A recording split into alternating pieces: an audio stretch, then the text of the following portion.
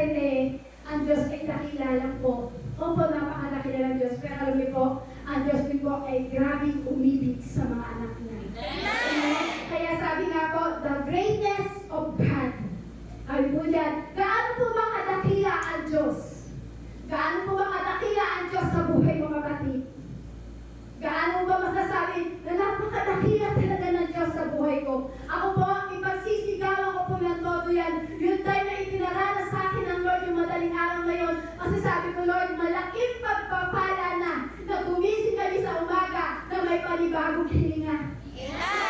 Ulit ko po yung kasi, sabi ko, Lord, kung di dahil sa'yo, isang ganyan lang, wala na akong hininga. Kung di dahil sa kadakilaan mo, sa kabutihan mo, napakadakila mo talaga, Lord, sa buhay namin. So, ipagsisigawan ko yan. Ipagsisigawan ko yan sa inyo at gusto ko ipagsigawan nyo rin po yan sa buhay nyo. The greatness of God. Napakadakila talaga ng ating Panginoong Kristo. Kaya sabi nga sa awit 145 verse 1, ang kadakilaan ng Diyos ko at hari, aking ihahayag, di ko titigilan, magpakailanman ang pagpasalamat. Parang gusto ko po basahin yung lahat.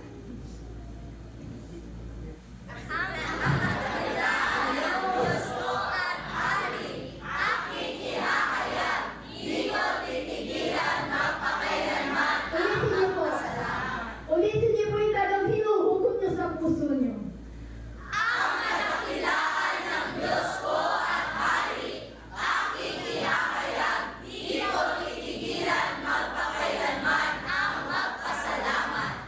Napakadakila ng ating Diyos. Amen? Kaya aking ihahayag.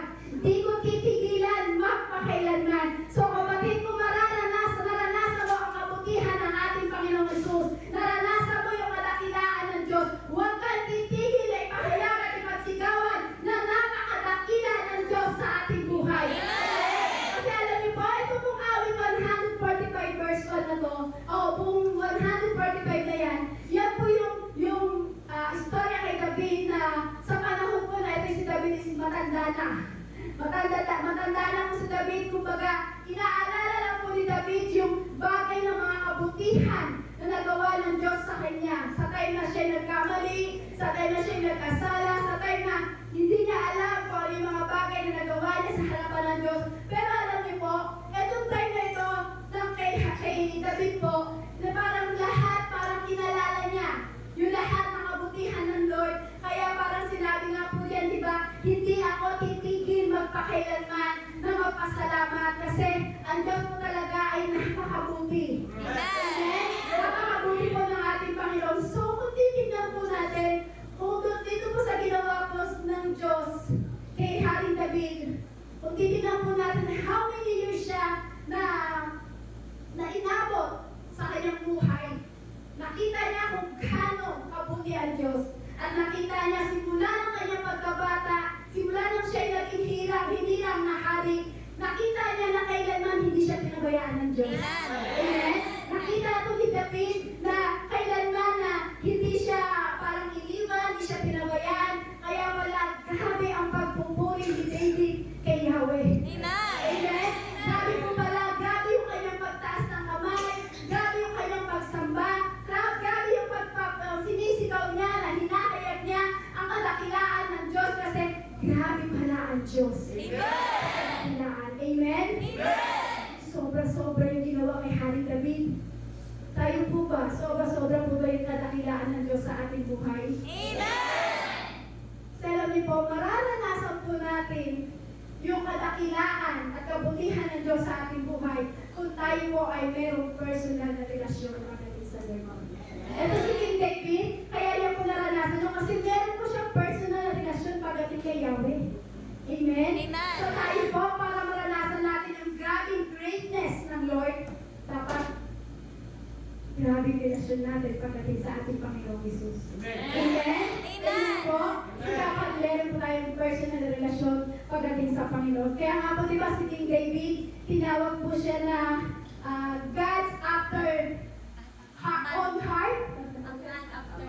A man after own heart. Sabi po dyan. So alam niyo po ba, kung ibig sabihin yung malapit ang puso ni King David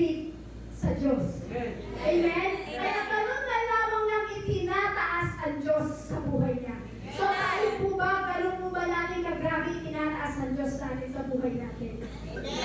Siguro po kung tatanungin ko po kayo sa oras na ito, na naniniwala po ba kayo sa Diyos? 99% malamang sasagot po niyan. Tama po? Tatanungin ko po kayo ulit, naniniwala po ba kayo sa Diyos? Siyempre, 99% ang sasagot sa inyo, yes. Tama po? Pero dalangin ko po sa oras na ito, pagkatapos ng gawain natin sa lugar na ito, lumabas ka sa lugar na ito, makita pa rin na talaga sa buhay mo, God is great. Ulitin ko po, kapag tinanong kayo, sasabihin natin, yes, naniniwala kami sa kadakilaan ng Diyos. Pero dalangin ko po sa oras na ito, sa pagtapos ng ating gawain sa lugar na ito at pagbaba mo sa building na ito, makita pa rin sa buhay mo, God is great. Amen? Amen? Hindi lang po tayo nagpupuri dito kasi pag dito po kasi nagpupuri po talaga tayo. Sabi natin, di ba pag tayo pinapuri, yung parang kinakanta, how great is our God, sing with me, how great. Di ba po? Di ba kinakanta natin, how great talaga, napaka-buti, napaka-dakila, dahil nandito po tayo sa building na ito, nasa church po tayo. Kaya sinasabi mo, how great is our God. Pero ang tanong, pag may problema ka na, ang tanong, nakikita pa rin ba ang Diyos sa buhay mo? Parang nawala yung amen ha. Kanina, sabi ko na tinanong ko po kayo, naniniwala po kayo sa Diyos. Sabi ko, amen! Ang tanong po, kapag ikaw may problema na, nakikita pa rin po ba ang Diyos sa iyo? Amen? Nakakapaliba ng how great is our God. Sing with me, how great is our God. Ano pa naman ang kanta nyo? See how How great is our how great.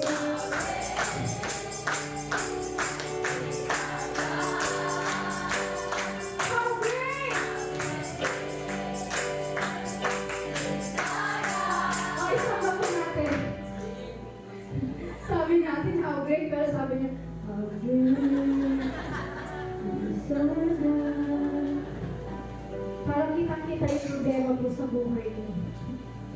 Siyempre po, pag great po, great po ng Lord ay nakita po natin sa ating buhay, dapat kasaya. Amen? Kahit dapat na ikaw may problema, makita pa rin na dakila ang Diyos sa buhay mo. Amen? Bakit po? Because God is so big. Amen? Sapagkat napakalaki ng Diyos. Nahuli siya. Diba? Kasi kapag ikaw kahit may problema, makita pa rin sa'yo na napakadakila ng ating Panginoon Jesus sapagkat ang Diyos natin ay napakalaki. Napakalaki ng Diyos na ating pinaglilingkuran. Amen? Kasi po kahit napakalaki ang problema po natin, pero meron kang Diyos na napakalaki. Na kahit anong problema ang ating harapin sa ating buhay, mananatili pa rin ang Diyos sa buhay mo. Mananatili pa rin na pupurihin mo ang ating Panginoon sa kamandako na naroon. Tama po? Kaya sabi nga po, diba, kasabihan nila, kapag daw ang problema mo ay kasing laki ng barko, ang Diyos mo naman daw ay kikya mo kasing laki ng dagat. Ano po ba ang malaki? Barko o dagat? Alam ko, barko eh. Yung barko po, yun lang yung problema natin. Pero yung Diyos na napakalaki na itinataas mo, sinasaba mo, nakakaalama, kasi natinatagan. Amen? Nakakasila ng ating Panginoong Isus. Kaya nga sabi nga po dito na parang quote lang po testimony ni Timothy Keller na siya po yung isang pastor sa New York at nakita ko po kasi sa quote niya. Sabi niya ni Timothy Keller, sabi niya po, no one simply denies recognize the glory of God, we always exchange the glory of God for the glory of something else. Nakita niyo po, sometimes madali mong sabihin na God is great. Tama po? Amen. Madalas, madali natin sabihin na God is great. Pero dahil nakakapagtaas tayo ng kamay. Tama po? God is great. Kahit anong problema, kapatid, God is great. Amen? God is great kahit anong problema. Kung ano mang makita po natin sa ating problema, pero meron tayong Diyos na nakikita na napakalaki. Amen? Amen? Kaya lang po minsan, dahil sa problema na tinitignan natin, yung malaking pakibalik. Yan, pakibalik sa malaking God. Dahil sa problema natin, yung dating isinisigaw mo na napakalaking Diyos, dahil nakatingin ka sa problema mo, yung Diyos ngayon na nakikita mo ay lumiliit. Sige ba? Yan. Nakikita niyo po? Hindi na. Kita pa po? Tuntok ko na lang po kaya. Diba kanina napakalaking God, pero dahil sa problema mo na nakikita sa buhay mo, lumiliit ang God sa buhay mo. Bakit po? Kasi minsan sa problema, nagiging maliit ang Diyos natin kapag tayo po ay nakatingin sa problema. Nawawala yung pinagmamalaki natin, God is great. Dahil sa problema na yan, hindi natin masigaw na God is great. Pero dahil sa problema, nagiging maliit ang Diyos natin. Tama po? Kanina sabi natin, God is great! God is great! Napakalaking Diyos! Pero nagkaroon ng problema, lumiit yung Diyos. Tama po? Aminado sila, Lord. Yan. Sige, tingnan po natin mamaya. Nandiyo po, dahil sa problema, nagiging maliit ang Diyos natin. Dahil sa problema na yan, yung Diyos ay pinagsisigawan natin napakalaki dahil nagkaroon tayo ng problema sa ating buhay. Lumiliit ang Diyos natin. So, nakapokus lang tayo sa problema. Nakapokus ka lang sa problema mo. Kumbaga, may problema ka sa asawa mo. Alam mo po, wala pa kayo asawa, yung iba meron pa. So, di ba po, may mga asawa ito, minsan may problema ka sa asawa, may problema ka sa anak mo, may problema ka sa kapitbahay mo, may problema ka kung kanino. Lahat talaga ng problema ay nakit mo lang. Kahit di mo ka mag-anak, nakit mo ang problema. O kaya naman, ito maraming makakalilig. Problema mo, kahapon ka na kung saan babayarin. Tama po? Di ba ang problema ka kahapon? 31 na, wala pa akong pambayad. Problema mo na, nakapokus ka na sa problema mo. So, yung God na mga napakalaki kanina, naging maliit na. Amen? Dahil sa problema natin, lumiliit ang Diyos sa ating paningin. Minsan, lumiliit ang Diyos natin sa mga bagay na katulad na sumunod, di ba? Una, problema. Ngayon, lumiliit naman yung paningin natin sa Diyos o lumiliit ang Diyos natin sa isang bagay, prosperity. Yan. Diba? Yung prosperity na yan, o kumbaga yan yung nagkukos na parang yung yaman. Yung parang yaman natin na kumbaga parang, paano ba to? Yung mga diba, lumiliit yung Diyos natin kasi gusto natin mag-prosperity. Hindi mo masama na tayo po ay maging mayaman, hindi masama na tayo magsumikap. Kaya lang po minsan sa bagay na to, dahil hinahangad natin yung bagay na yan, lumiliit ang Diyos. Saan pong pamamagitan na yan? Kung bakit lumiliit ang Diyos? Dahil gusto mo maging prosperity. Minsan kahit mandaya ka na okay lang, basta may pera ka. Lumiliit po ang Diyos. Tama po? Amen. Tama po? Amen. Amen po? Minsan kahit magnakaw ka na, okay lang, basta magkakaroon ka ng prosperity. So, this is mali po yun. Amen? Amen. Basta magkaroon ka lang ng pera, okay na ba yung magnakaw sa'yo? Okay na ba yung mandaya sa'yo? So, yung sa mga bagay na yan, na gusto mo para magkaroon ng yaman, lumiliit yung Diyos. Yung dating napakalaki na ipinagsisigawan mo, dahil sa bagay na yan, lumiit yun ngayon yung Diyos sa buhay mo. Kaya minsan lumiliit lumiliit ang Diyos sa atin dahil po minsan nakapokus tayo dyan sa bagay na yan, yung prosperity na yan. Hindi po masamang yumaman, sabi ko nga po, hindi masamang magtrabaho, hindi masamang maghangad ka na magkaroon ka ng ibang mga kayamanan sa mundong ito. Pero kung liliit naman yung Diyos, dahil sa bagay na yan, okay lang ba mandaya ka, okay lang ba na mag-snatch ka ng princess dyan sa kanto para lang may magkapera ka. So, mali po yun. Pero alam niyo po, hindi naman po talaga ng Lord na tayo pagpalain. Amen? Hindi ng Lord na lahat po tayo pagpalain. At mananatili po talaga malaki ang Diyos sa buhay natin. Minsan, lumiliit ang Diyos sa buhay po natin dahil minsan nakatingin tayo sa apa po? Sa people. Kung yung una, kaya lumiliit ang Diyos sa'yo, sa paningin mo, sa problema, sa prosperity, ngayon naman sa people, sa tao ka minsan nakatingin. Minsan, lumiliit ang Diyos sa'yo kasi sa tao ka nakatingin. Minsan, kapag sinabi ng asawa mo, o wag ka munang umatin. Pag sinabi ng anak mo, Nay, wag ka munang mag-church, magbantay ka muna ng apo mo. Bato-bato sa langit mo, pasensya na po kayo kung pinamahal. Diba? Kasi yan ang po talaga real talk lang po. Yan po talaga yung totoong nangyayari po sa ating buhay. Minsan naman, nakating dahil lumilit lang kasi kasi nakatingin ka sa pink sa tao. Minsan naman, sinasabi sa'yo ng boyfriend mo, huwag ka na kaya mag-church, mag-date na lang tayo. Patay. O kaya sabihin naman sa'yo ano ba kanina, girlfriend mo naman. Eh, di ba? Huwag ka na mag-church, manood na lang tayo ng sine. Mas lalong lumilit ang Diyos sa buhay mo. So alam niyo po minsan kung bakit lumilit ang Diyos sa buhay po natin. Kasi nakatingin tayo sa tao, sila yung sinusunod natin. Kaya lumilit ang Diyos po sa buhay po natin. Kaya ang Diyos, lumilit. Kanina malaki, ngayon maliit. So kumbaga, paano po yun? Halimbawa, pera po ng notebook. Sino may notebook? Kasi medyo mabigat kong notebook. Yan. So halimbawa po, ito yung notebook. Malaki po ba siya? Maliit po. Mas malaki po ako, no? Uy, sumagot na, oo daw. Narinig ko yun So boys, umanda kayo sa akin naman. Joke lang po. So, ito po yung notebook. Tama po? Pero kapag itong notebook na ito, dito po ako nakatingin. Nakikita niyo pa po ako? Nakikita niyo po ako dito?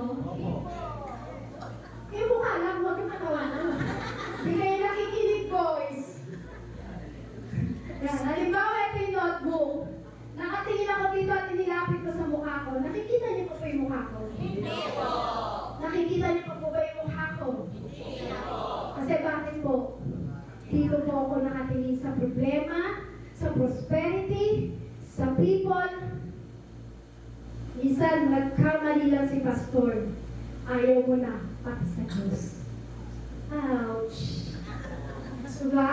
Ito yung problema eh. Dito ka nakatitig eh. Dito ka nakatingin. Kapag tinigit mo ito sa aking mukha at tinigit ko ito sa aking mata, halos hindi niyo na po ako makikita. Bakit?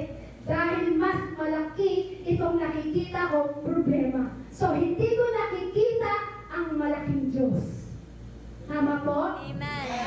Kapag tayo po kasi ay nakapokus sa problema, hindi mo talaga makikita ang Diyos. Amen. Pero once natanggalin ko ang notebook na ito sa harapan ng aking mata, tinanggal ko dyan. Kasi tulog na po kayo. So, di ba? Nagpapakwela lang po. Di ba? Nakapokus ako sa problema na ito. Pero pag tinanggal ko siya, nakita ko kung gaano kalaki ang Diyos. Amen? Amen po? Kasi alam niyo po, huwag po tayo masyadong nakapokus sa problema. Amen. Huwag ka masyadong nakapokus sa sobrang pagpapala.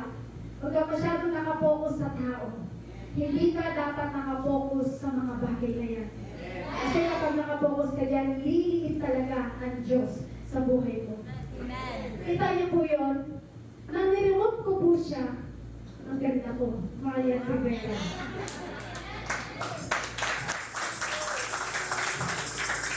Natawa naman kayo. Simple bagay lang pala, natatawa ko kayo.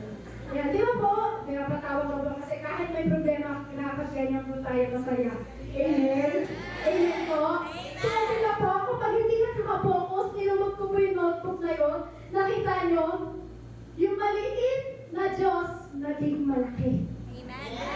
Karamdaman ba yan? Pera ba yan? Wala ka bang pera? Huwag kang pumokus dyan. Tignan mo na merong Diyos na napakalaki. Nakakawa sa buhay mo. Alam niyo po kapatid, kung ano po yung tinitignan-tignan niyo kasi, nandito lang naman ako. Yan, kailangan ko lang po kayo pagkasing sa Lord. And so, ang dami kasi natin tinitignan sa bawat paligid. Pero alam niyo po, ang tignan natin, walang iba, kundi ang Diyos na napakalaki, na nakila sa ating buhay. Amen. Amen? Amen. Kasi minsan, hindi mo lang ang problema, hindi ang problema mo. Pero alam niyo po, minsan ganito rin po eh, dahil nakatingin tayo sa tao, nagiging problema natin. Katulad po na di ba, sa mga mag-aasawa, ngayon pa lang, sa mag-aasawa. So, kailangan natin na mag-pray, na makatagpo tayo ng ating magiging father-in-law. Tama po? Kailangan din po natin yung kailangan pag-pray natin. Kasi pag yan tayo nakatingin, hindi talaga lalaki ang Diyos sa buhay natin. Isa po kasi, kapag ikaw ay pagbuhol ka pala mag-asawa, dapat makita ka o ipag-pray mo sa Panginoon, yung father-in-law mo ay susuportahan kayo. Sino po dito yung unang kasal nila yung kanilang bena na lalaki sinuportahan sila? Ay wala po. Wala po yung mga bena yung lalaki na sinuportahan po kayo ng unang kasal ng inyong asawa? Po? Ay patay. Hindi mo po hinahanap ngayon. Tinatanong ko po kung sinuportahan po ba kayo dati? Yan. Sige, tanggalin na po natin si mother-in-law. So alam niyo po kasi kailangan makatagpo tayo ng mother-in-law natin na susuporta. Kasi sa simula sa mag-asawa, napakahirap po talaga pagka hindi po tayo nasuportahan. Naranasan po namin yung pero nakita ko po kung gaano po kami sinuportahan ng father ko ni Pastor. So praise God, nagkaroon po ako ng biyanan na lalaki na kaya sumuporta po sa amin. Hanggang sa lumaki po yung aking anak ng 5 years old. So, 3 years old, yan. 3 years old kasi ng 3 years old yung anak ko po. Namatay na yung kanyang lolo. So, napakabuti po na Diyos. So, sabi ko nga po, dapat makatagpuan. Kasi, kung hindi po, magiging inloyal. Kapag hindi natin nakatagpo yan. So, minsan lang po, di ba? Mother. Yeah. Kapag pinukusa mo yung mother, magiging inloyal. Yeah. Kaya kailangan pag-pray mo rin yan. Yung son, di ba? Yung son naman, kumbaga, kayong nanay, kayong tatay, di ba minsan magkakaroon din po kayo ng son-in-law. So, kapag tinignan niyo po yan, magiging in-law po talaga yan. Amen? So, ang hirap po talaga kapag tayo sa tao tumingin. Minsan lang po, dahil nagkaroon ka ng son-in-law, magkakaroon ka din ng daughter-in-law. Di ba po? So, kapag tinignan mo rin yan, makakalaban mo rin yan. So, dapat huwag tayong titingin sa tao. Tama po? Pero alam niyo, ito po, ito ba hindi ko matanggap, pero kailangan ko po. Pero kailangan ko po sabihin. Kasi ito ba yung binigay sa akin na Lord. Nakita ko lang naman po siya sa akin pinag-iaralan.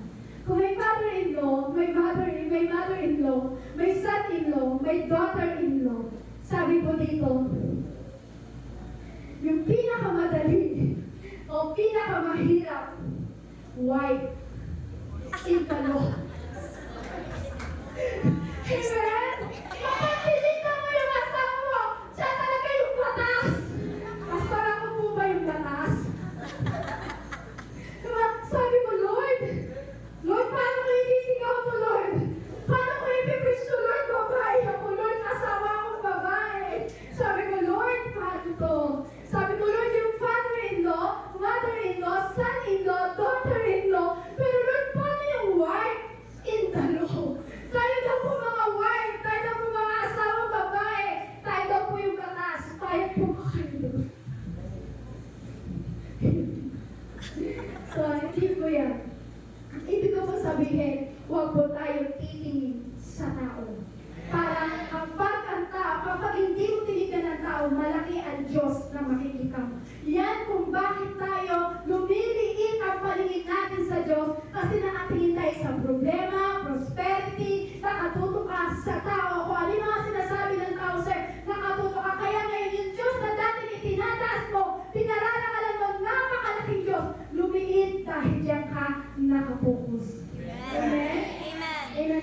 Amen. So, alam niyo po, sabi ko dito, meron pa nga po ako dyan. Hindi ko nakapunta talaga yun.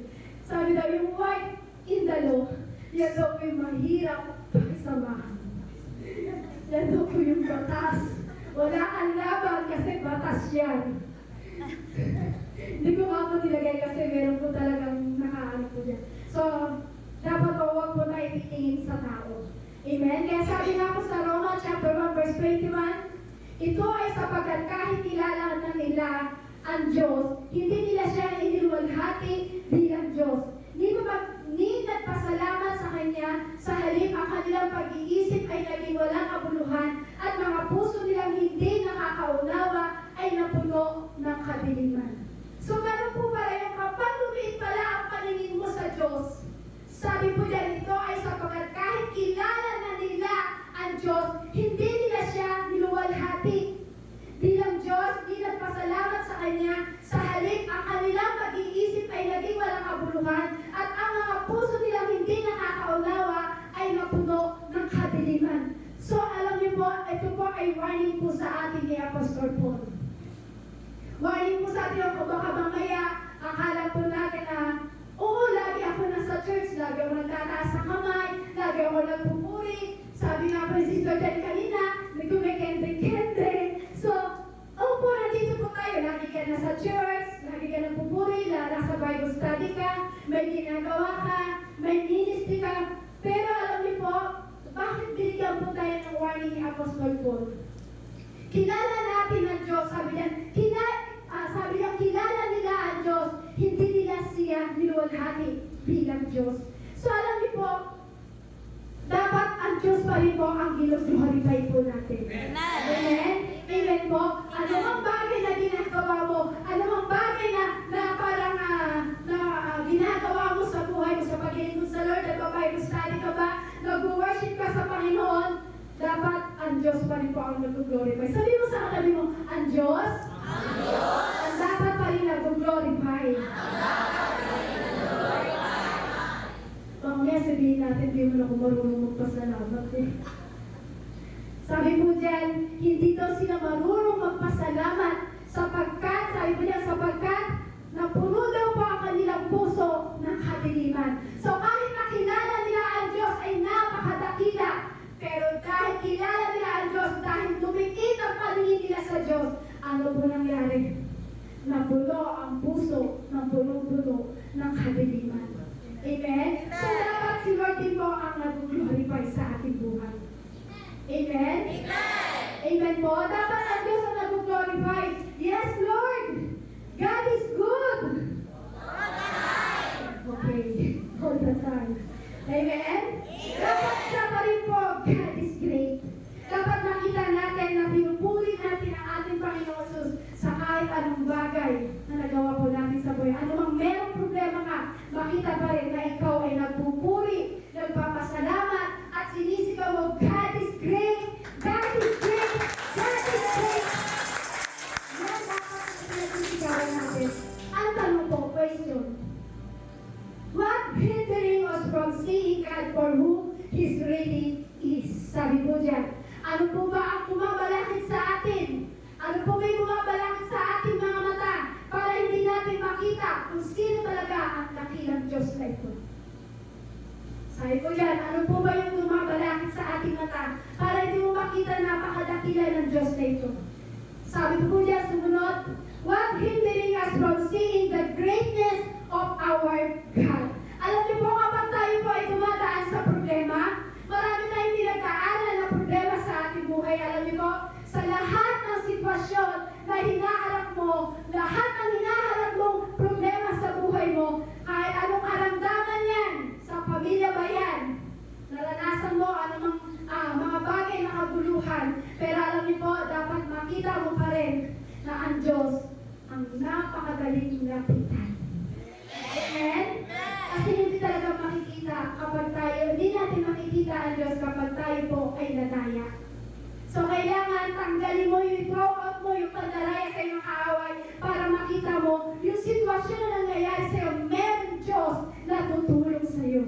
Amen? Kaya nga po sabi ko sa awit 145 verse 2 to 3, pupurihin ko kayo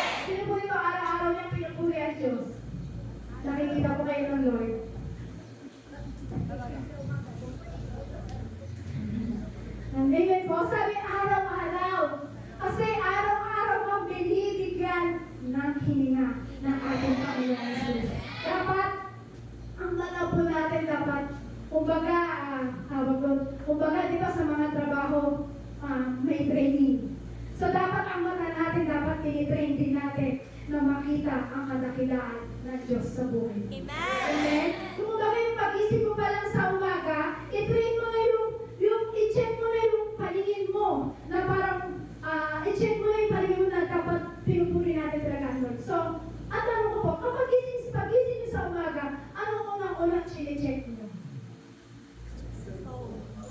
Cellphone or Bible? Siyempre may sasagot. Siyempre sister cellphone kasi nasa cellphone yung Bible ko eh. Eh di wow! Diba? Unang-una, ang chine-check natin, sa totoo lang is cellphone. Meron po ba dito nag-check ng kanyang Bible pagkagising pa lang? Taas po yung kamay. Sino po dito yung paggising pa lang niya sa umaga, unang-unang hinahawakan niya, chine-check niya yung kanyang Bible, hindi ang cellphone. Uy, wala nakapagtaas ng kamay. Amen? Ako po, minsan hahawak ng cellphone, minsan Bible. Opo. Siyempre, minsan, pag alam mo lang, titigil ka lang ng Bible verse, pero pag scroll mo, iba-iba na yung lumalabas. So, nakapag-cellphone ka na.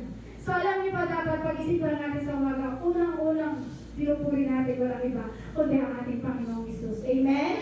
Amen po? Dapat pag-isip mo pa lang sa umaga, magpasalamat ka na sa Lord. Lord, salamat! Salamat sa kalakasan! Salamat sa linya na iyong ibigay sa akin, Lord! Napakadakila ko sa aking buhay! Meron nga po, natulog lang, hindi na nagising. Pero ikaw, nakagising ka kayo ng umaga! May pamilya ka! May nagising ka! Araw-araw mo purihin ang ating Panginoong Kristo! Amen? Diba po, sakla po yun, natulog lang siya kagabi, pero ngayon hindi na nagising. Pero tayo, sabi ko nga po, naalala ko po nang nabanggit ko po doon sa preaching namin sa mga tarim. Kumbaga parang pumasok sa isip ko kasi yung time na po yun po yung time na ako po yung naka-experience ng bagay na hindi ko maintindihan sa aking katawan. So, alam niyo po, doon ko po na nakita na parang kung pupunta tayo ng hospital, makikita natin maraming may mga nakakabit na oxygen. Nagbabayad sila ng oxygen para maduktungan ang kanilang hininga. Pero ikaw, ako, tayong lahat, libre na ibigay ang hininga ng ating Panginoon Jesucristo. Libre ang hininga mo! Maayos ang paghinga mo, kapatid! Maayos ang paggising mo! Wala kang binabayad ang oxygen para maduktungan ang hininga mo. Pero tayo bilang mahal ng Diyos, napakalaki ng Diyos natin, napakadakila ng Diyos natin, libre ang hininga na ibigay sa'yo ng ating Panginoon Jesucristo. Amen? Napakadakila ng Diyos! God is great! God is great! God is great! Kung po na-realize, ang laki ng pagpapala natin sa buhay. Wala ka mang pera ngayon. Tukutin mo yung bulsa mo, wala ka mang pera ngayon, pero malaking pagpapala. Yung hininga na ibinigay ng Diyos sa atin. Yung alin niyo po, lahat marami nagbabayad ng oxygen sa hospital para matutulungan na ang hininga ng bawat kanilang pamilya. Pero tayo, napakalakas. May panibagong hininga na ibinigay ng Diyos. Kaya bakit hindi natin pupurihin ang Diyos? Kaya bakit natin hindi sasambahin araw-araw ang ating Panginoong Isus? Pero alam niyo po, kailangan magpasalamat po talaga tayo sa ating Panginoong Isus araw-araw. Siya yung itaas mo ang panghalan ng Diyos araw-araw. Pinapakita po yan sa ating Diyos. Kaya sabi nga po, paano natin may express yung greatness ng Lord? Sabi nga, express God greatness. So, kasi bilang Christian dapat maging asin ka at ilaw. Hindi natin na asin na.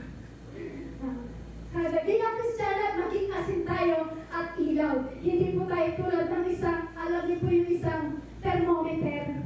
Di ba kapag ang thermometer po, kapag nilagay natin sa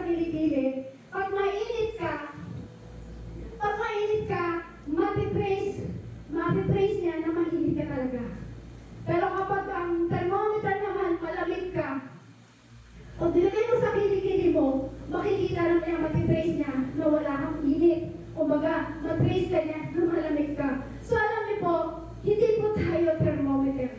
Alam niyo ba kung ano po yung thermometer na yan? Yan po yung thermometer na yan na yung atmosphere, binabago niya.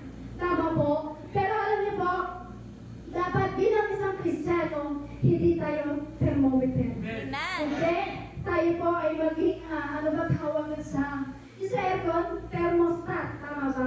Thermostat. Alam mo, di ba, kapag ang thermostat ng aircon na yan, sinet mo sa 80 degrees, di ba magbubuga yan ng lamig. Ngayon pangalan po, ginaw na kayo. Di ba ang lamig? Marami siyang binubog ng lamig. So, ibig sabihin yung atmosphere po natin, nabago niya. Tama po? Lumamig, yung dating mainit na paligid, ngayon nakalamig ng thermostat na yun, ng 80 degrees. Tama po? So, ibig sabihin nagbubuga siya, na nagbubuga siya ng lamig. So, alam niyo po, nireach niya po yung paligid na to sa 80 degree, kaya bumubuga po ng sobrang lamig. So, alam niyo po, nagbago niya po yung atmosphere. So, sabi nga po, para daw po natin may expression, God greatness, yung kapag pumasok ka sa kwarto, sa isang kwarto, yung punong-puno ng pagdududa, yung punong-puno na walang pananampalataya, kumbaga yung hopeless na, wala nang pag-asa, kumbaga yung pagpasok mo sa kwarto ngayon dahil nagbuka ka ng yung 80 degrees na yun, dahil ikaw yung thermostat, hindi ka thermometer. Tandaan mo, hindi ka thermometer, thermostat ka bilang isang Kristiyano. Kapag pumasok ka sa isang kwarto na walang pananampalataya, punong-puno ng pagdududa, kumbaga, hopeless na, wala nang pag-asa, pero dahil ikaw ay thermostat, pagpasok mo sa isang kwarto, binibigyan mo sila ng pananampalataya. Wow! Wow! Tama po? Wow, kasi kaya kumilos ng Diyos sa'yo, kapatid. Kaya kumilos ng Diyos sa tao. Yes! Hindi ka thermometer, hindi mo tatabi mo. Kapag gusto lang ang mag-boyfriend, mag-boyfriend ka na. Amen? Sabi mo, hindi ka thermometer. You are thermostat ka. Bakit mo thermostat? Yung kapag nakita ka nila, alam na nila na merong Diyos na napakalaki sa buhay mo! I-thermostat ka? Kasi alam nila kapag nakita ka nila, ayan na si Caesar, may pag-asa! Ayan na si Caesar, may malaking Diyos na magpupuli, mag-pipay! Yung anak ko na walang pananampalataya dahil nakita ka may Diyos, magkakaroon ng pananampalataya. Amen? Amen? Mababago mo yung atmosphere na yun. Amen po? Na kahit anong maranasan mo, God is great. God is great. God is great. Amen? Dapat papasok sa isang kwarto, yung patay dapat nabubuhay. Tama po? Amen. Hindi yung papasok mo sa isang kwarto na ikaw dating buhay, papasok mo sa kwarto na matay ka rin. Huwag po gano'n. Dapat kapag pumasok mo sa isang kwarto bilang Kristiyano at maranasan mo ang God greatness ng ating Panginoong Isus, yung kwarto na pinasukan mo na patay, pumasok ka, mabubuhay ang mga tao na naroon. Amen? Amen po? Alam niyo po, importante naman, makita po natin ang kadakilaan ng Lord sa ating buhay. Amen. Kaya nga po, di ba, sabi ko sa, binasa po natin kanina sa 145 verse 2 to 3 ng awit po, di ba? Sabi, araw-araw natin dakilain ang ating Panginoon. So, ano po ba yung kailangan? Ang sandis, sabi po dyan. Hindi mo ba makikita yung ang sandis kapag wala ka pang ginagawa? Sabi po sa awit 145 verse 4-5, ang bawat salinlahi ay magsasabi sa susunod na salinlahi na tungkol sa iyong kapangyarihan gawa. Pagpupulay-pulayan ko ang inyong kadakilaan at kapangyarihan at ang inyong kahangahangang mga gawa. Mga kapatid, dapat matutunan po natin sa ating buhay na kahit anong merong problema, na kahit anong bagay na iyong pagdaanan, huwag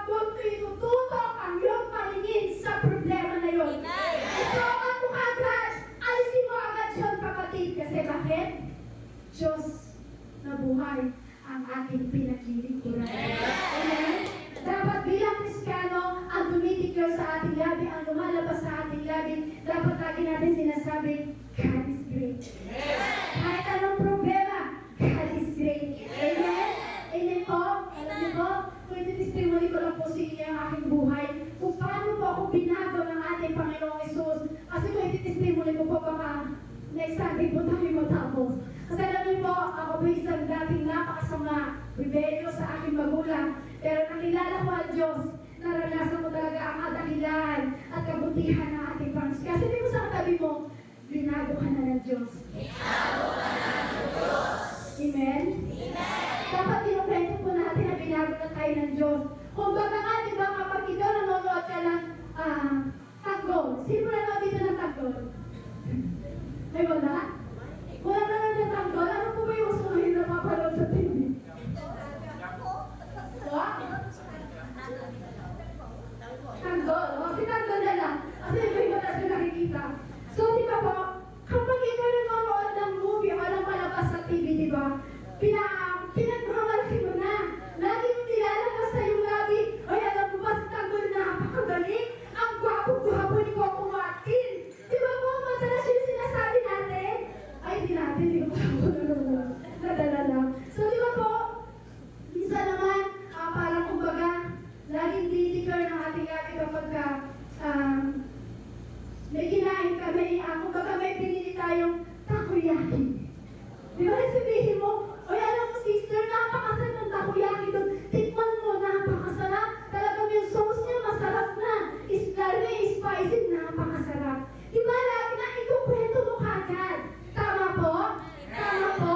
Pero bakit minsan hindi natin may kwento sa ating pamilya, sa ating anak, sa ating kaibigan, sa ating kapitbahay, na binago ka ng Diyos?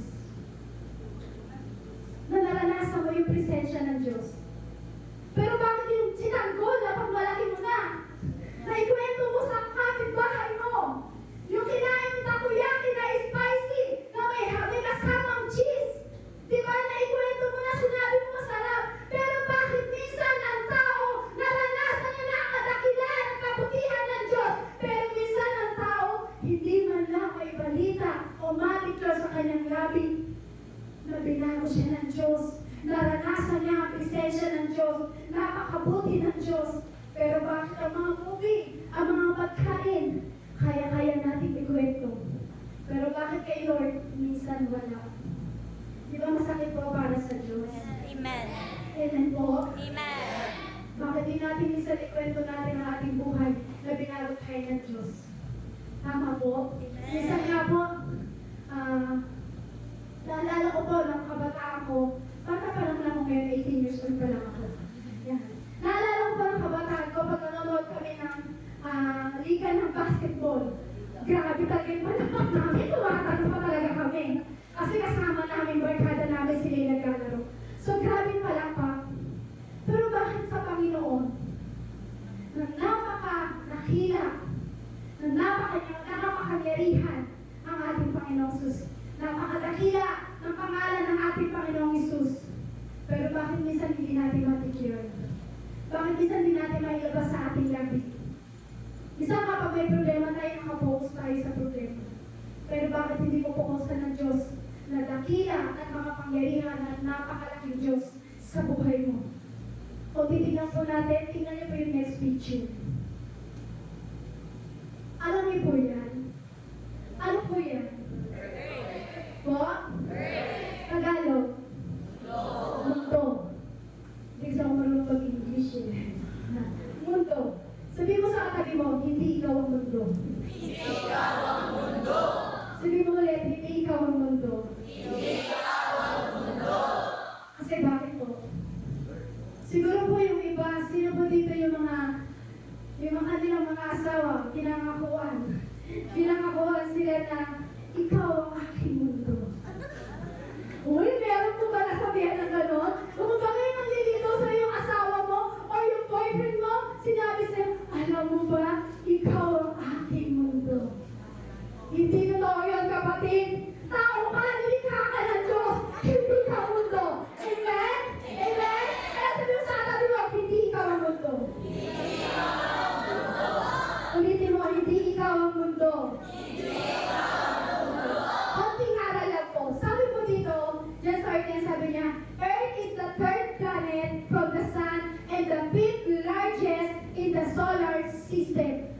niyo po ba yun? Napakalaki. Tama po? Siguro absent po kayo niyan. Nang tinuro po ng teacher niya o nag-cutting classes kayo, nang tinuro po yan. Kaya siguro ako po, hindi ko po alam yan. Kahapon ko lang po nalaman yan eh.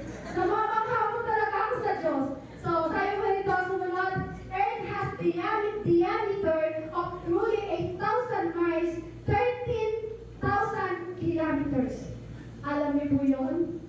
Hindi niyo rin po alam, absent talaga kayo at nagkati kayo na tinuro po yan.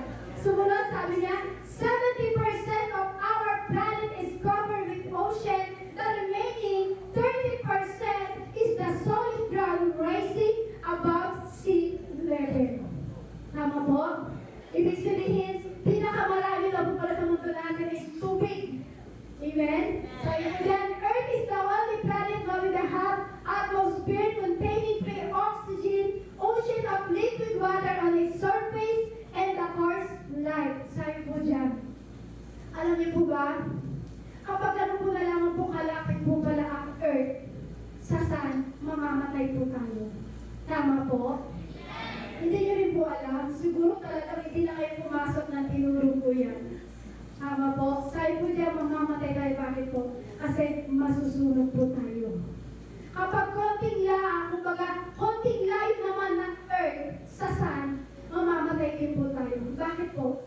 Kasi lahat po tayo mag-yelo. Parang ngayon, nag-yelo na po kayo sa sobrang lamig. Wala pa po tayo sa, sa nag-yelo bansa. So, gano'n na lamang po, kadakila ang Diyos. Amen? Yung gano'n na kadakila, yung greatness ng Diyos sa ating buhay. So, kung ano ang problema mo, kapatid, ano man ang problema mo sa babayarin, taas po dito yung kamay ng problema sa kanyang babayarin. Ay, bayad na po. Praise God. Wala na po kayo utang. Sana all, bayad po naman. Amen? Alam niyo po, kung yan ang problema mo, ay problema mo lang babayarin. Yung mundo nakita mo, nilikha ng Diyos. Babayarin mo lang yan, huwag mong tignan. Bakit? Isusustain ka ng ating Panginoon. Amen? Kaya nga po, di ba, ang Lord, isusustain ko tayo ng Lord, kaya tayo pangkanain ng Diyos. Amen? Kung ang mundo ginawa ng Diyos, ikaw pa kaya ng napakahalaga na nilikha ng ating Panginoong Yeso Cristo. Amen? Amen po? Kaya kang isustain ng ating Panginoong Jesus. Kung ang mga ikon nga po, hindi nag-aasik, pero hindi sila namamatay, nagpupuhay ko sila. Pero ikaw, na may hininga at lakas, at may espiritu na ibinigay ng Diyos, hindi naman nagasig, pero ang Diyos, patuloy lang hinahasika ng kanyang kadakilaan. Amen? Lahat po tayo ay pagpapalain ng Diyos. Amen? So, sabi po dito, next picture po. Yan. Ano naman po yung nakikita nyo? So, Milky Way. Yan. Sabi po dyan, multiplying that by Milky Way estimated 100 billion stars result in a large number indeed. So, hindi ko po mabasa yan. So, 1,000,000,000,000,000,000,000 star. Hindi ko kasi alam kung paano po tayo yan eh. Kaya 1,000,000,000 na lang po tayo. So, yung star, or 1 with 24 zero, after it, 1 septillion in the American Latin system, 1 quadrillion in the European system. Grabe. Tama? Grabe po, sobrang dami. Alam niyo po yung nakakatuwa po sa Bible? Sabi po sa Bible, alam ng Diyos ang pangalan ng bawat isa. Wow! Nang pinabasa ko ako, sabi ko, Pastor, alam mo Yahweh, alam ng Diyos yung bawat pangalan ng star? Hindi niyo po alam yan, no? Ako rin po, di ko alam, kagabi ko lang din po nalaman. Kaya, di ba? So, alam niyo po, alam po ng Diyos ang bawat pangalan ng star na yan. So tayo sa dinami-dami nating friends, kaya nga po, di ba? Marami tayong friends sa Facebook. Sino din maraming friends sa Facebook? Kung baga, meron kang friends sa Facebook, 2K. Ang kaibigan mo, niya isa nga doon, o dalawa, o ilan na hindi mo nga kilala. Pero ang Lord, ang dami. Tinawag niya sa kanya-kanyang pangalan nang ito'y inilalabas ng Diyos. Alam niyo po yung 1 to 24 zero kayo. Alam niyo po, lahat po yun. Inilabas po ng Diyos po yun. So, ikaw kapatid, problema lang. Akala mo nakalimutan ka na ng Diyos. Hindi ka nakalimutan ng Diyos. Kilala ka ng ating Panginoong Heso Kristo. Tama po? Yung may problema ka lang, lulubog ka agad. Yung may problema ka, wala ka lang pambayad sa home credit. Wala ka lang pambayad sa mabilis cash. Wala ka lang pambayad kahit unwatch pa yan. Pero kilala ka ng Diyos eh. Kaya kang isustain ng Diyos. Kung ang bawat bituin, napakadami kilala niya ang pangalan. Ikaw pa kaya na kaya na kilala niya ang pangalan mo kapatid. Yung pag may problema ka nga lang eh. Grabe yung loob mo. Hindi ka makausap. Di ba may pagdaan? Wala akong babayaran. Wala ba yung sister? Masisakit talaga sa... Kasi hindi ko talaga alam. Alam mo yun? Pero bakit yung star napakarami? Kilala sila ng Diyos. So, ibig sabihin, alam ng Diyos ang pangangailangan mo. Amen? Yung mga star, kilala ng Diyos, ikaw pa kaya na importante sa Diyos? Sabi mo siya katabi, importante ka sa Diyos. Importante ka sa Diyos. Bakit po? Kasi yung isa-isang anak niya, nabugtong niyang anak, ibinigay niya para sa iyo. Binigay niya ang kaisa-isang pinakamamahal niyang anak para sa atin na pinahirapan, tinako sa krus, hinagupit dahil para sa atin yun. Ganon ka kaimportante sa Diyos. Amen. Sabi nga po sa Isaiah chapter 40 verse 25 to 26, sinabi ng banal na Diyos, kainin ninyo ako iahalik tulad. Mayroon bang katulad ko? Tumingin kayo sa langit. Sino kaya ang lumikha sa mga buturing iyon? Sino po yung mga lumikha sa buturing na iyon? Yung po ba yung mga anak niya na sinabing, twinkle, twinkle, little star, hindi po. Ang Diyos po, ang lumikha po niya. Ang Diyos ang lumikha niya. Inilakas niya isa-isa ang mga iyon habang tinatawag niya ang kanilang pangalan. At dahil sa kanyang kapangyarihan, ni isa man walang nawala. Diba? Napakaraming star. Ngayon ko alam po ito nabasa, promise. Sa tagal ko po nag-healing ko sa Lord, ngayon ko lang po nabasa yung Isaiah chapter 40, verse 25 to 26, tungkol nakita na napakadakila talaga ng Diyos.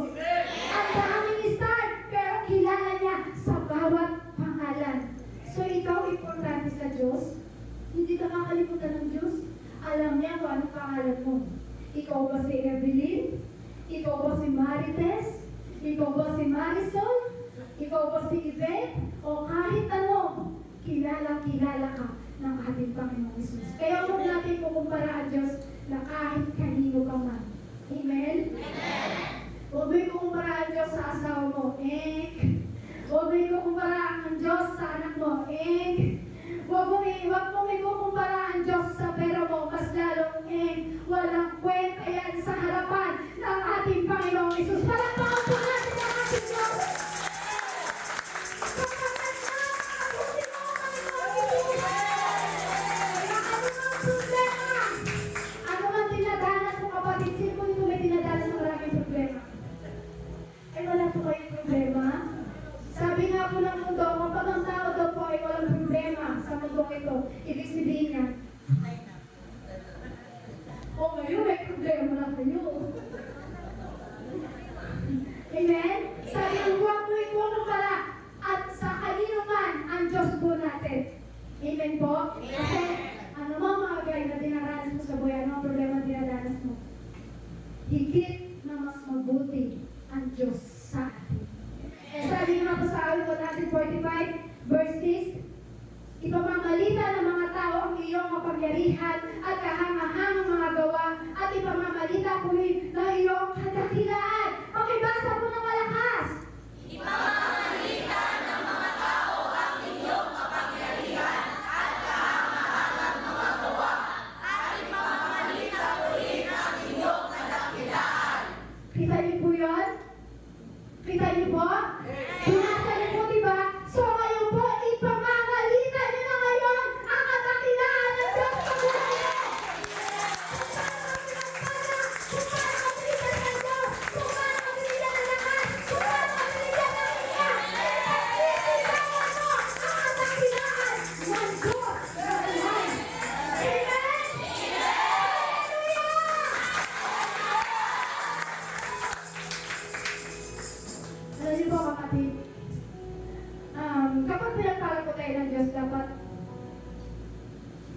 natin pwedeng sabihin na kaya ang pinagpala ng Diyos para yumaman. Tama po. Kundi maging mapagpala ka sa iba. Tama po. Dahil alam niyo po, ang pagiging generosity po natin, ito po ay nagbibigay glory pagdating sa Panginoon. Hindi ka pinagpala ng Diyos para yumaman ka lang. Kaya ka pinagyaman ng Diyos para maging mapagpala ka rin sa iba. Sa pagiging generosity mo, yan po ay nagbibigay ng glory pagdating sa Panginoon. Nag-glory po natin ng Diyos. So, para saan ba po ba yung pagpapala mo, kapatid? Para saan po ba yung pagpapala yan? Para sa walang kwenta lang ba? So, hindi po. Alam niyo po, yung pagpapala ng kagalingan na ibinigay sa atin ng Diyos, masasabi mo talagang pinagaling ka ng Diyos. Kundi lahat ng mga bagay na nangyari po sa atin, sisibihin ko natin, grabe, ang dakila at pagpapala ng ating Panginoong Isus. Pinagalingan ng Diyos. Sino po dito pinagalingan ng Diyos? Amen. Amen. Praise God. Sino po dito yung tinago ng ating Panginoong Isus? Praise God din po. So, ano mang sitwasyon mo sa buhay, kapatid? Ano mang problema yan? Andiyan ang Diyos. Andiyan ang greatness ng God. Amen? Kaya ipagmalaki mo ang kabutihan ng ating Panginoong Isus. Ipagmalaki mo ano man ang naranasan mo sa kanyang buhay, sa iyong buhay. Ipagmalaki mo ang pinaranas ng Diyos sa iyo, sa iyong buhay, kung paano siya makapangyarihan, kung paano kanya pinagaling, kung paano kanya binago, kung paano niya pinagpala ang buhay mo. Ipagmalaki mo yan sa maraming tao. May karamdaman ka man sa iyong buhay, I will praise you, Lord. Amen? Wala ka na akong pera ngayon. Sino kayo walang pera ngayon? Wala ka bang pera ngayon, kapatid? I will praise you, Lord. Amen? Mananatili ang greatness ng God. Amen? What's preventing us from declaring God's greatness to happen in our life? Ano po ba yung nag-hinder sa'yo? Sabi po ng Bible, throw out mo yan, yung hinder sa buhay mo. Bakit hindi lumalabas sa bibig mo yung kadakilaan ng Diyos? Ano ba yung nag-hinder sa'yo? Ano ba yung nagiging hadlang sa'yo? Para hindi mo mapakilala o mailabas sa labi mo yung kadakilaan ng Diyos sa buhay mo. Alam niyo ba dapat, ang kabutihan ng Diyos dapat lagi natin na-declare. Alam niyo po siguro, nangasabi po sa akin dati, na bago-bago pa lang po ako sa paglilingkod, kaya isang lingkod pa lang sabi sa akin, alam mo kung bakit hindi mo madala-dala ang pamilya mo? Kung bakit hindi mo maidala-dala ang asawa mo, ng anak mo, yung apo mo sa Panginoon? Kasi mismo sa labi mo, hindi lumalabas ang kadakilaan ng Diyos. So parang na-outs ako doon, sabi ko, tama nga naman. Kaya hindi ko madala-dala ang pamilya ko sa Panginoon. Kasi sa akin mismo sa labi ko, hindi ko ma-declare na kabutihan ng Diyos sa akin. Hindi ko masabi na ako binago ng Diyos. So alam niyo po, dapat lagi natin dinideclare sa ating buhay ang ating kabutihan ng ating Diyos. Sabi natin, abundant goodness. We need to celebrate the goodness of God. Amen? Sometimes ang hirap talaga. Tama po? Ang hirap po talaga na makita, lalo na kapag mahal natin sa buhay, may sakit at may karamdaman, hindi mo talaga makikita yung kabutihan ng Lord. Pero kailangan, let's celebrate the goodness of God. Sabi nga po, 145 verse 7, ipamamalita nila ang katanyagan ng iyong kabutihan at aawit sila ng may kagalakan tungkol sa iyong katwiran. Wow, grabe po ito. Kapag naranasan mo ang goodness ni Lord, stay humble ka lang. Kapag naranasan mo ang goodness ni Lord, kapatid, mananatili ang pakumbaba ka lang sa ating Panginoong Isus. Kaya sabihin sa katabi mo, napakabuti ng Diyos. Napakabuti ng Diyos. God is good. All the time. All the time. God is good. Pero alam niyo po, pinalitan po yan. Kapag sinabing God is good, meron po ba nakakaalam yan? Kapag sinabing God is good, ang sinasagot po nila, grabe. God is good? Grabe! Kapag sinabi naman pong grabe, ang sinasagot nila, sobra-sobra.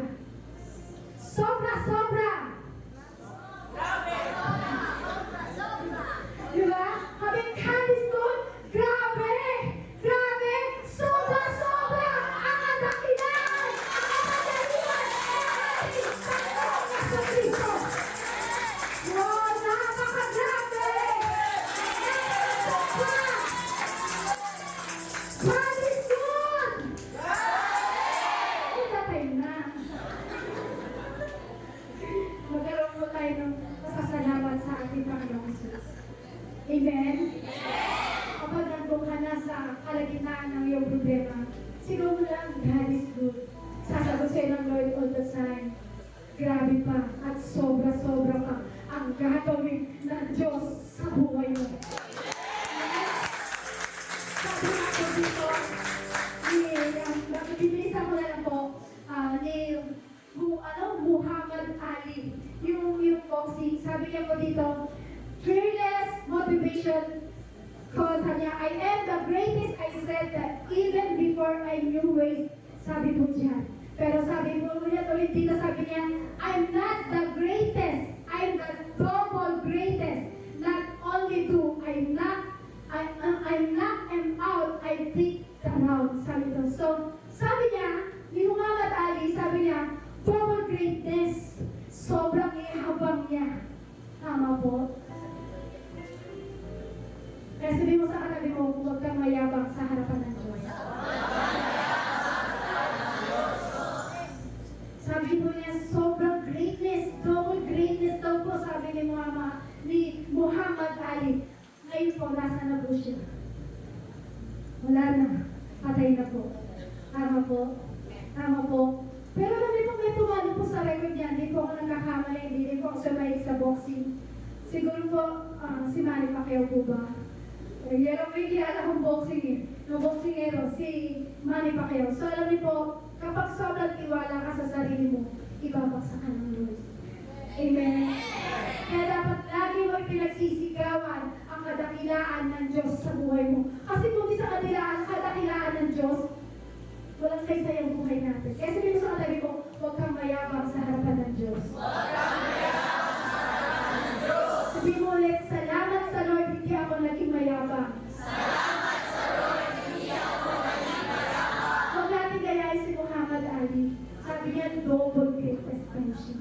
Hindi po yun. Sabi mo sa Psalm 145 verse 8 to 10, si Yahweh mapagmahal at puno ng habag, hindi madaling maghari, ang pag-ibig ay wagas. Grabe talaga ang pag-ibig ng ating Panginoon. Kahit ano pang nagawa mo kasalanan, mahal ka pa rin ng Diyos. Kahit anong examen, ilang taon na may examen mo, hindi pa rin may examen mo ngayon dahil may dakilang Diyos. Mahal na mahal ka pa rin ng Diyos. Dapat ang Diyos po natin ay punong-puno ng habag. Punong-puno ng pagmamahal ang Diyos po natin. Ganun na lang ang kabuti ang Diyos sa buhay mo. Sabi mo sa katabi, ganun na lang ang kabuti ang Diyos sa buhay mo. Ganun na lang ang mabuti ang Diyos sa buhay ko. Alam niyo ba kung bakit? Sino po nakakilala kay Lucifer? Wala po nakakilala kay Lucifer. Hindi niyo po kilala si Lucifer. Hindi po yung totoo po. Sino po nakakilala kay Lucifer? Alam niyo po si Lucifer, ito po si Lucifer, siya po ngayon tinatawag na Satanas.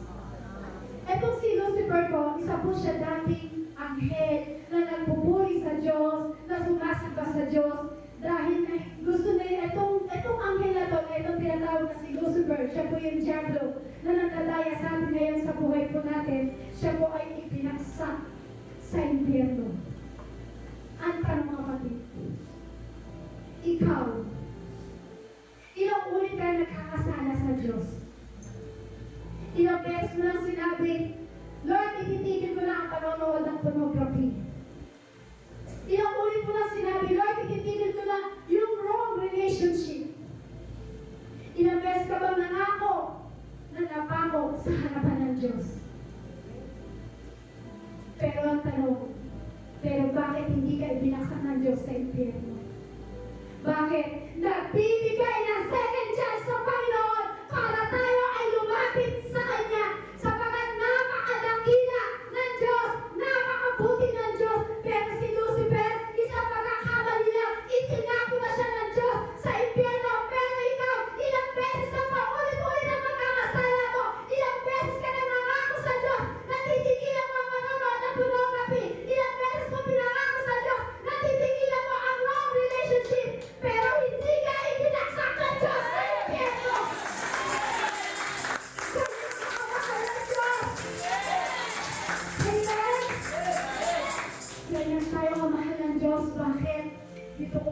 tapusin.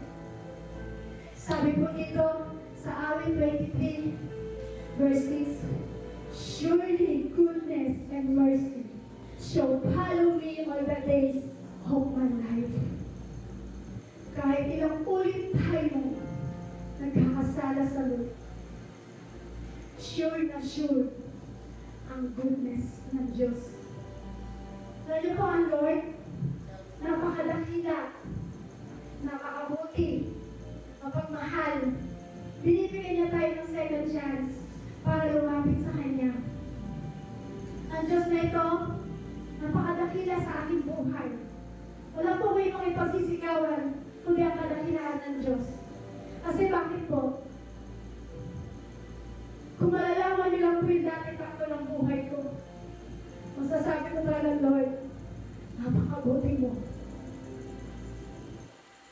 Kung paano ko binago ng Lord, kung paano dati lingkod ako ng kaaway, dati lingkod ako ng dyablo, pero dahil sa kadakilaan ng Diyos, sa pagmamahal ng Diyos sa akin bilang isang makasalanan, naranasan ko ang kabutihan ng Diyos. Dating alipin ako ng dyablo, alipin sa kasalanan, alipin sa lahat ng mga bagay na nagawa kong kasalanan sa mundong ito.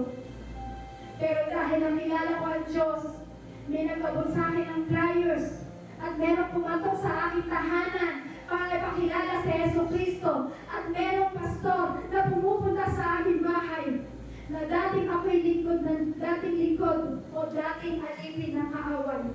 Alam niyo po yun? Napakasarap. Yung dating alipin ka ng kaaway, hinahon ako ng Diyos na dakila na pinaglilingkuran natin ngayon. Thank you, Lord! Surely you will shall follow me in the days of my life. Surely goodness and mercy shall follow me all the days of my life. Napakabuti mo, Lord! Sure na sure namin, Lord, na naranasan namin ang goodness at mercy mo. Grabe ang suntulan ng pag-ibig mo. Grabe, Lord. Surely goodness and mercy shall follow me in the days of my life. Napakadakila ng Diyos. Pati mo'y magsigawan sa buhay mo. Kanyang kabutihan, Diyos. Isa lang naman po yung gusto ng Diyos sa atin eh. Lumabas sa ating mga labi ang kadakilaan ng Diyos. Huwag tayong tumingin sa problema. Huwag kang tumingin sa prosperity. Huwag kang lalong-lalong titingin sa mga tao na kung ano ang sinasabi sa iyo. Tignan mo yung pinakamalaking Diyos na nagligtas sa iyo. Surely goodness and mercy shall follow me all the days of my life.